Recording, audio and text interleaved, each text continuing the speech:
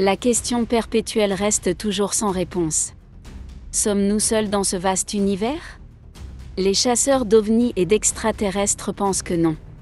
Les récentes observations d'extraterrestres et d'ovnis qui ont eu lieu en janvier 2024 ajoutent à leur crédibilité.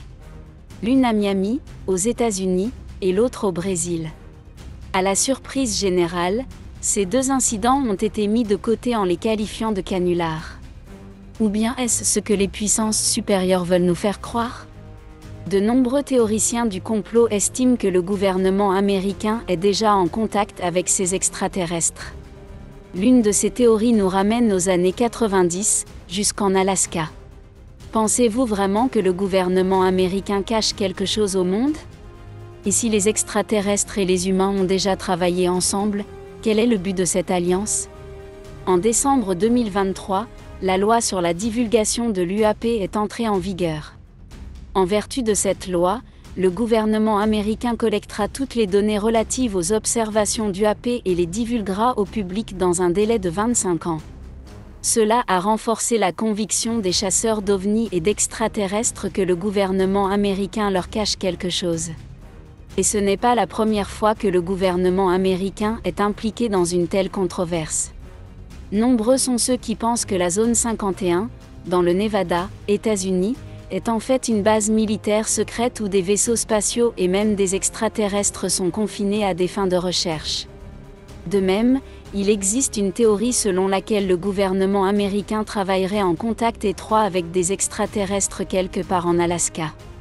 Il est surprenant de constater que l'Alaska est également réputé pour ses innombrables observations d'ovnis.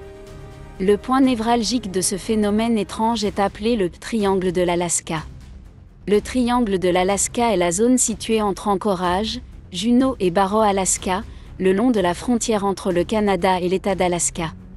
Le triangle de l'Alaska a été comparé au fameux triangle des Bermudes, tristement célèbre pour les mystérieuses disparitions de navires et d'avions survenus au fil des siècles, apparemment sans aucune explication logique. Dans le triangle de l'Alaska se trouve le mont Hood, la plus haute montagne de l'État américain de l'Alaska. C'est aussi la zone de doute de la théorie de la conspiration extraterrestre du gouvernement américain. Les observations d'ovnis sont très fréquentes au mont Hood. Les habitants de la région ont rapporté des observations d'ovnis, de soucoupes volantes et de lumières étranges dans les environs du mont Hood. Certains pensent même qu'il existe une base secrète d'extraterrestres dans la montagne, car la plupart des ovnis disparaissent sans laisser de traces dans le ciel. Cela implique qu'il pourrait y avoir un portail par lequel les ovnis entrent dans la montagne. Pendant longtemps, les témoignages oculaires ont été la seule preuve que le mont Hood était un point névralgique pour les ovnis. Jusqu'en 1995, lorsque des documents déclassifiés ont révélé que le mont Hood était mentionné dans un projet gouvernemental très secret. Ce projet s'appelait Stargate. Stargate était censé être un projet mené par la CIA. Et dans ces documents déclassifiés, il était clairement indiqué que le mont Hood était une base souterraine extraterrestre. Si ces informations sont surprenantes, la manière dont elles ont été obtenues l'est encore plus.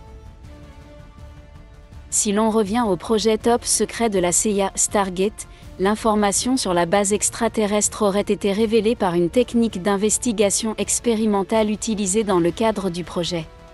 Cette technique est connue sous le nom de Remote Viewing et a été largement utilisée pendant la guerre froide avec l'Union soviétique.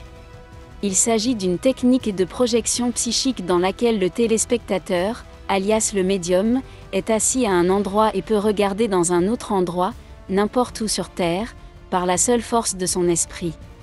L'objectif principal du projet Stargate était d'utiliser ces espions psychiques pour trouver des informations cruciales sur les plans de l'Union soviétique.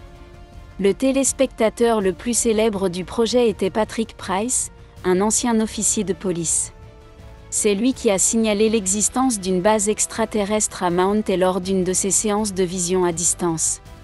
Il a décrit avec précision ce qu'il a vu, ce qui a choqué tous les membres de la CIA. Il a déclaré qu'en visualisant le mont Hood à distance, il a vu qu'il existait des structures sous la montagne. Des tunnels, des tubes, des allées, des couloirs, Un véritable centre de recherche à l'intérieur de la montagne. En approfondissant ses recherches, il a même vu des instruments géographiques et de nombreux ordinateurs et équipements scientifiques. Mais ce qui l'a stupéfié, c'est de voir des extraterrestres travailler aux côtés de militaires dans cette base isolée. Après cette séance de vision à distance, Patrick Price est mystérieusement décédé quelques jours plus tard. La mort de Price est-elle en quelque sorte une dissimulation de la part du gouvernement américain, qui craignait qu'il ne divulgue ces informations publiquement ? N'était-il qu'un dénonciateur de plus que l'on a fait taire avant qu'il ne puisse révéler des informations top secrètes ? Et pensez-vous que les extraterrestres opèrent toujours à partir de cette base montagneuse en Alaska ? Faites-nous part de votre avis dans les commentaires ci-dessous. Et n'oubliez pas de vous abonner à Orbit Beyond the Blue pour de nombreuses vidéos informatives de ce type. Appuyez également sur l'icône de la cloche pour rester informé.